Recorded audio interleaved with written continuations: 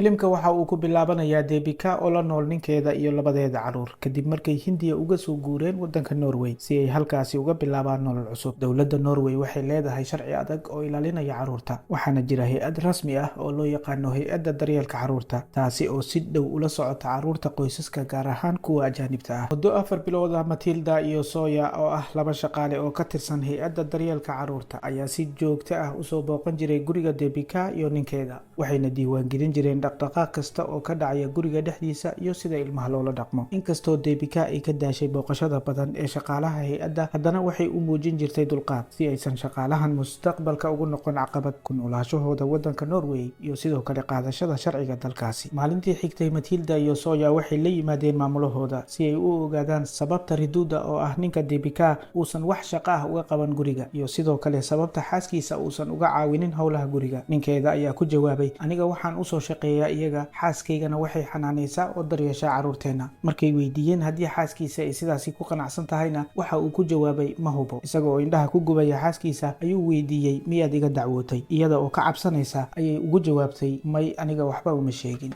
Laakiin ninkeeda ayaa ka xanaaqay, waxa uuna Deepika ku eedeeyey in ay waxyaabo badan oo gurigooda ku saabsan u sheegtay hay'adda caruurta, taasina ay sababi karto inaan la siinin sharciga deganaanshaha. Isaga waxa kaliya uu ka fikirayo waa sida uu ku qaadan lahaa sharciga wadankaasi. Waxayna isku dayday inay qanciso, balse waa uu ku sii xanaaqay, wuxuuna ku dhawaaday inuu gacanta ula tago. Xilligaasi Deepika waxay daaqada ka aragtay in shaqaalaha hay'adda caruurta ay qaateen caruurteeda. Markaas ayay ka daba oroday iyada oo ku qaylinaysa magacyada caruurteeda, balse looma joojin. Kadibna Deepika iyo ninkeeda waxay gaari kale ka daba qaateen shaqaalaha hay'adda daryeelka caruurta si ay u ogaadaan halka caruurtooda loo qaaday. Caruurta waxaa loo qaaday xarunta lagu xanaaneeyo caruurta. Deepika waxay la suuxday naxdin darteed. Markay soo toostayna waxay aragtay iyada oo jiifta isbitaalka. Waxaa loo sheegay in caruurteeda ay hadda ku sugan yihiin, isla markaana ay gacanta ugu jiraan hay'adda daryeelka caruurta ee wadanka Norway. Sababta caruurteeda loo qaatay markay weydiisana waxaa loo sheegay in hay'adda ay u aragtay in Deepika aysan awoodin daryeelka caruurta. Deepika waxay ku qaylinaysaa, "Gabadhayda aad ayay u yar tahay, welina naaska ayay nuugtaa. Wiilkaygana kaliya waxa uu wax ka cunaa gacantayda, kumana noolaan karaan meel ka baxsan gurigeena." Laakiin waxaa loo sheegay in caruurta lagu haynayo xarunta hay'adda, lana sugayo go'aanka kama dambayska ah ee maxkamadda. Habeenkii oo dhan Deepika ma seexan. Subaxdiina waxay si toos ah u wacday waalidkeed iyada oo ku wargelisay waxyaabihii dhacay. Qareen ayaa loo qabtay, waxa uuna qareenka u sheegay inay jiraan eedeymo fara badan oo loo haysto, kuwaas oo ku saabsan habdhaqankeeda, tusaale ahaan inay caruurta la seexdaan qolkeeda, taas oo ay dowladda Norway u aragto ku xadgudub xuquuqda caruurta ah. Sidoo kale waxaa lagu soo eedeeyey inay caruurta gacmaheeda ku quudiso, waxayna ku jawaabtay, "Kuwani waa dhaqankii aan ku soo barbaaray, waxaana u arkayay inay yihiin qayb ka mid ah nolosha qoyskayga." Amar ka yimid maxkamadda ayaa loogu oggolaaday Deepika inay la kulanto caruurteeda daqiiqado kooban. Markay aragtay caruurteeda way ku ooysay. Wiilkeeda ayay ku tiri, "I dhageyso hooyo, waan ku qaadan doonaa dhowaan, waxaana ku geyn doonaa Hindiya." Laakiin shaqaalaha hay'adda waxay isla markiiba ku dhaheen, "Ha ku ooyin caruurta hortooda, waayo waxay ka dhigaysaa taasi caruurta inay kula xanuunsadaan." Intaasi kadib caruurta ayaa laga qaaday, waxaana loo sheegay inaysan mar dambe dib dambe u arki doonin haddii ay sidaasi kusii socoto. Maxkamadda markii laisla tegay, isla markiiba waxay go'aamisay in caruurta dib loogu celiyo hooyadood, iyadoo qareenka Deepika uu sheegay in dhaqanka Hindiya uu ka duwan yahay midka Norway. Waxyaabaha Deepika lagu soo eedeeyeyna qareenka waxa uu ku sheegay kala duwanaansho dhaqan oo kaliya. Taasi macnaheeda ma ahan, ayuu dhahay, in Deepika ay khatar ku tahay caruurteeda. Laakiin isla markiiba waxaa yimid cabasho cusub oo ka timid iskuulka, taas oo keentay in go'aanka dib loo dhigo, isla markaana la bedelo. Deepika waxaa ku dhacay niyad jab kale, waxaana la arkayay iyada oo quus ku jirta. Intaasi kadib Deepika waxay go'aansatay inay caruurteeda ka soo qaadato xarunta ay ku jireen, waxayna wadanka Sweden u raacday tareen iyada oo wadata caruurteeda. Laakiin waxaa lagu qabtay xadka, waxaana lagu eedeeyey inay soo xaday caruurta, waxaana lagu amray Deepika inaysan ka bixi karin gurigeeda inta ay socoto dacwadda, iyadoo si adag loogu eedeeyey inay tahay qof waalan. Qareenkii hore ayaa laga bedelay dacwadda, waxaana dacwadda Deepika loo dhiibay qareen cusub oo dhalinyaro ah, kaasi oo ay Deepika ka shakisay maxaa yeelay waxa uu saaxiib dhow la ahaa shaqaalaha hay'adda. Intii ay maxkamadda socotay, waxaa la soo bandhigay muuqaallo muujinaya iyada oo albaabka ku xiraysa wiilkeeda yar. Sidoo kale waxaa Deepika lagu soo eedeeyey eedeymo badan, kuwaasi uu qareenka ka aamusay. Taasi ayaana keentay inay Deepika ka shakiso qareenkeeda. Midda ugu daran ayaa waxay tahay in ninkeeda xitaa uu ku soo biiray dacwadda, isaga oo ka soo horjeeda. Waxa uuna dhahay isaga oo maxkamadda horteeda ka hadlaya, "Xaaskayga way waalan tahay, mana awoodo inay caruurta koriso." Waxayna taasi ku noqotay Deepika lama filaan iyo dharbaaxo kulul oo ku dhacday. Sidaa darteed Deepika waxay maxkamadda u sheegtay inaysan ku qanacsaneyn qareenka cusub ee maxkamadda u qabatay, waxayna ka codsatay in qareen cusub loo qabto. Maxkamaddana waxay u qabatay qareen cusub oo haweeney ah, taas oo si dhab ah u dhageysatay Debika, waxayna bilowday inay soo ururiso dhammaanba cadeymaha muujinaya in Debika aysan ahayn qof waalan, balse ay tahay